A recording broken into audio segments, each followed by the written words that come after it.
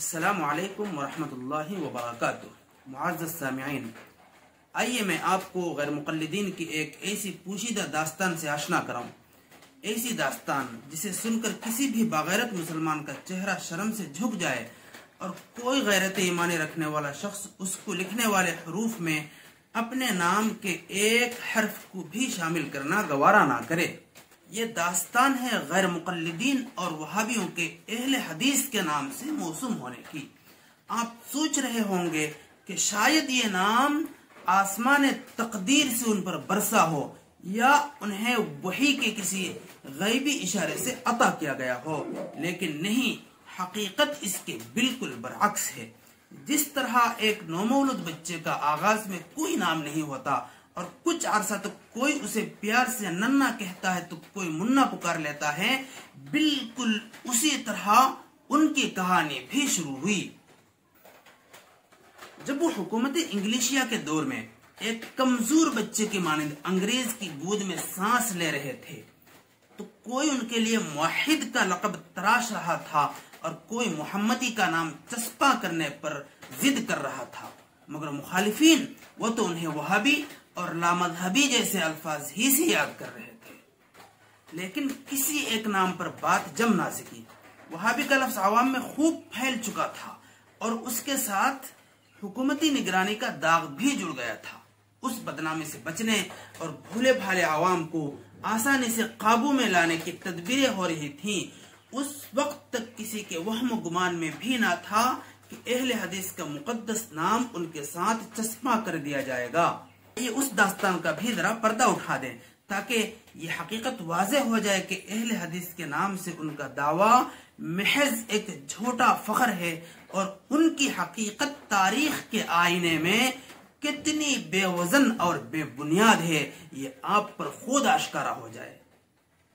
मुअज़्ज़ज़ सामिईन, सबसे पहले एक तायराना नजर डालते हैं तजल्लियात सफदर जिल्द पंजुम के सफ़हा 517, 518 और 519 पर, जिसमें मौलाना अब्दुल खालिक साहब रहमहुल्लाह की जुबानी कुछ सुनहरे कलिमात यूं हैं।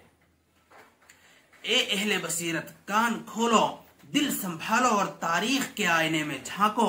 वहां तुम्हें एक काफिला दिखाई देगा, ऐसा काफिला जो अपने ही लिए लक़ब तराशता है, मौलाना मुहद्दिस मुहीय्यिस सुन्ना कामिउल बदा, गुया इल्म फज़ल का दरिया बस उन्हीं की झोली में उतरा हो।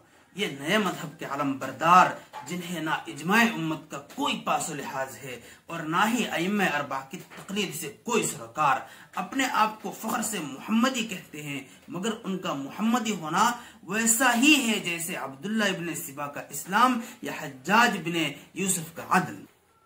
ये अपने सिवा हर मुसलमान को नाकिस मुहम्मदी कहते हैं, बदआती कहते हैं, हालांकि ये खुद मुहम्मदियों के खिलाफ महाज खोले बैठे हैं।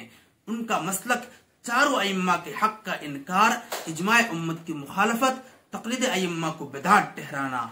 उनकी राहें कोई जगह रवाफिज की वादियों से जा मिलती हैं। वही रफ़अ यदैन, वही आमीन बिल जहर, वही क़राअत खल्फल इमाम के नारे, और ये सब इमाम शाफिई अलैहि रहमा के इस्तिदलाल के पर्दे में, ताकि अवाम बिलखुसूस हनफिया ने दियार शक और तज़ब्ज़ुब में पड़ जाएं।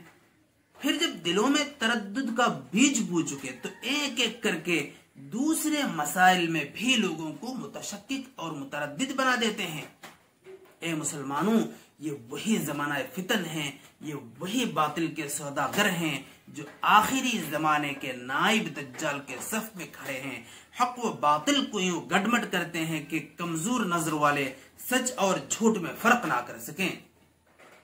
क्या ये मुमकिन नहीं कि ये असलन शिया व रवाफिज हों, मगर अहले सुन्नत के लिबास में घुस आए हों ताकि दीन में बिगाड़ डालें, ईमान की बुनियादें खोखली करें और आहिस्ता आहिस्ता तुम्हें बेदीन करके रख दें। सो सुन लो, ये फितने तुम्हारे करीब हैं और तुम्हारी सफों में पनप रहे हैं। मज़कूरा हक़ाइक़ इस बात पर गवाह हैं कि उस वक्त ये एक बेनामो निशान नौमौलूद फिरका था, हत्ता कि खुद उसके अकाबिर भी इस उलझन में मुब्तला थे कि इस जमात को किस नाम से पुकारा जाए। ये हकीकत उन्हीं की तस्दीफात और शाये शुदा किताबों के मुताले से रोज़े रोशन की तरह आया हो जाती है। फिर वो दिन आया जब 1866 में मौलवी मोहम्मद हुसैन बटालवी ने फरंगी इक्तदार के ऐवानों का रुख किया, एक अर्जदाश्त हाथ में और दिल और चेहरे में वफादारी के तूमार सजाए। अर्ज की हुजूर, लफ्ज वहाबी तो बगावत और नमक हरामी की बू देता है, ये हमारे लिए मुनासिब नहीं, क्योंकि हम आपके वफादार सनद याफ्ता नमक हलाल और खैर खा हैं, लिहाजा हमें अहले हदीस कहा जाए और बाशिंदेगाने वतन को उसी नाम से हमें पुकारने का हुक्म जारी किया जाए। ये इल्तिजा पंजाब गवर्नमेंट के दरबार में पहुंची और 3 दिसंबर 1864 को खत नंबर 1758 उसे शर्फ कबूलियत बख्शा गया। फिर मुताद्दिद सूबों ने इस इल्तिजा को मंजूर किया। गवर्नमेंट सिटी 14 जुलाई 1888 खत नंबर 407, गवर्नमेंट यूपी 20 जुलाई 1888 खत नंबर 366, गवर्नमेंट मुंबई 14 अगस्त 1888 खत नंबर 32, गवर्नमेंट मद्रास 15 अगस्त 1888 खत नंबर 177, गवर्नमेंट बंगाल 4 मार्च 1890 खत नंबर 156। और आखिरकार वो नाम जो सदियों से सल्फ सालिहीन अकाबिर दीन मा अना अलैहि व अस्हाबी पर चलने वाले इमाम बुखारी, इमाम मुस्लिम, आइम्मा मुजतहिदीन, ताबिईन, तबे ताबिईन और सहाबा किराम रिदवानुल्लाहि तआला अलैहिम अजमाइन जैसी जलीलुल कद्र हस्तियों के लिए मखसूस था, वही नाम अंग्रेज के नमक हलालों और दरबारी खुशामदियों के माथे पर सजाने की जसारत की गई। यहां तक कि आज उनकी राह पर चलने वाला हर शख्स, खाह मर्द हो या औरत, समझदार हो या पागल, मामूली गुनहगार हो या हुदूद शरइया का खुल्लम खुल्ला पामाल करने वाला, सब उसी नाम के दावेदार हैं।